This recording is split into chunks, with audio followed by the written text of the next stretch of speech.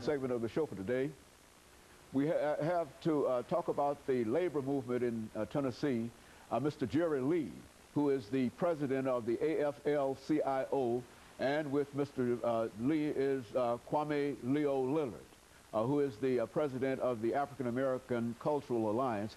And let me welcome both you, Leo, and you, Jerry, to the show this morning, and to tell you how delighted we are to have the two of you here. And of course, I think our audience already know that the two of you are following a presentation that was made by a younger person. I think we need to leave. Fall back.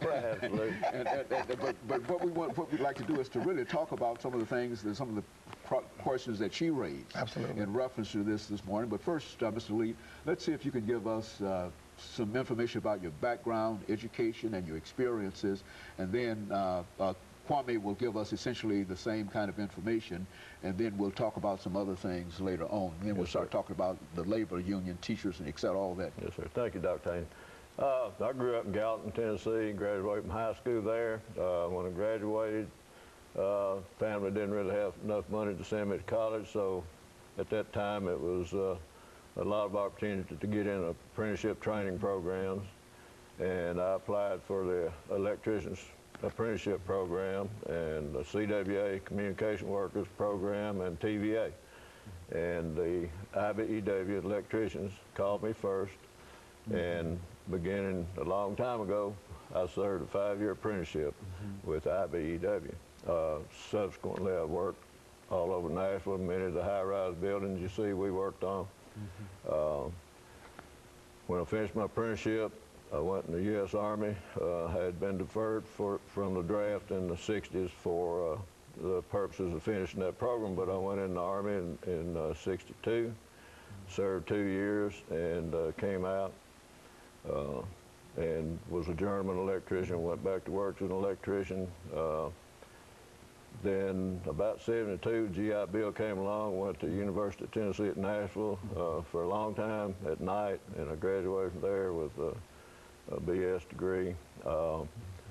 Politically in my union, I ran for business manager. Subsequently, after serving many different offices, I was 2-term business manager for my local union. And when Mr. James Neely went to the state to be Commissioner of Labor, he was the president of the Tennessee AFL-CiO, and I ran for that position, and I've been there since that time for about 8 years. I remember that time. And of course, Kwame, why don't you say something about your background? People know that you've been involved. As a matter of fact, you were standing up holding a sign here. And absolutely. It can truly be said that the two of us represent perhaps the oldest part of the civil rights movement. We do. Say something about that. And we should always be mindful of the towers and the giants in the labor movement and the civil rights movement, sometimes in the same person. A man named A. Phil Randolph, he wore 2 hats. He wore the hat of a civil rights advocate, a civil rights pioneer, but also the organizer of the Sleeping Car Porters Union, a very powerful black union.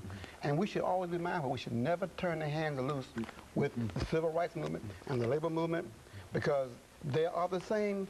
They have the same mission, and that is to bring social justice, to bring equality to the American citizens. The African Alliance has always has a mission, has in their charter, to make sure that we always stand guard of the rights that we have attained through struggle, through deaths, through a lot of sacrifices.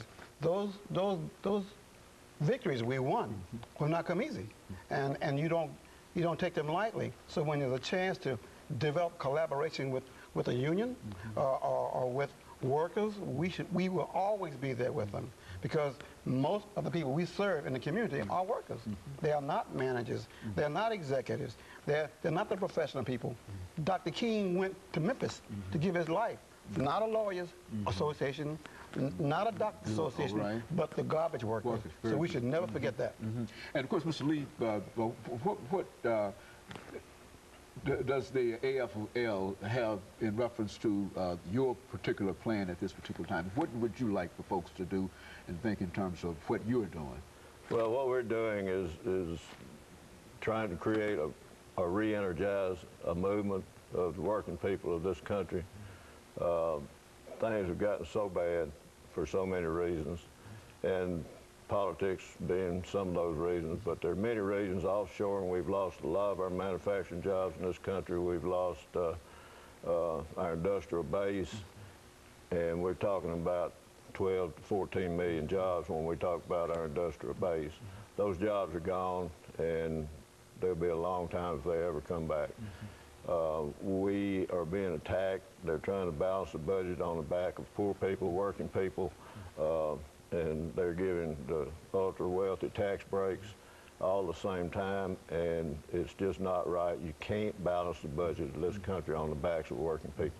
You know, when you think about AFL and CIO, why don't you give us some idea about how your organization is arranged, so that in other words, how you touch basically every labor person in this country? There's a national organization. The AFL-CiO was a union organization. CIO, one was more construction-based, one was industrial manufacturing-based. They merged in 1956. And recently, in 2005, some of them pulled out of the AFL-CiO and started another umbrella union called the Change to Win.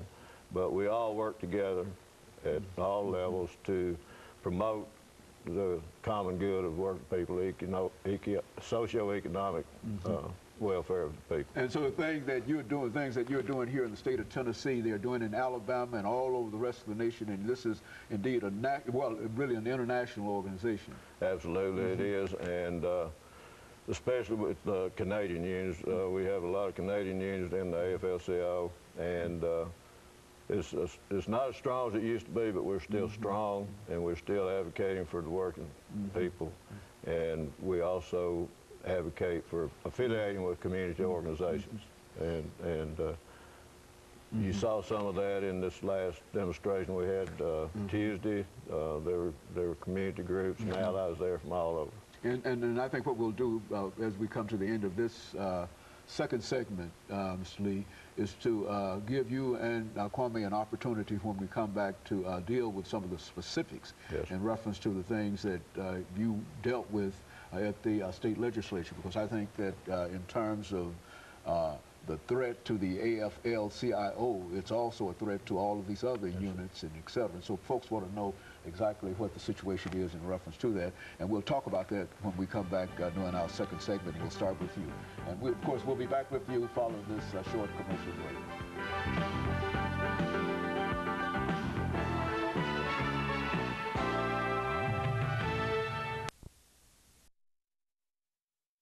We're talking to Mr. Jerry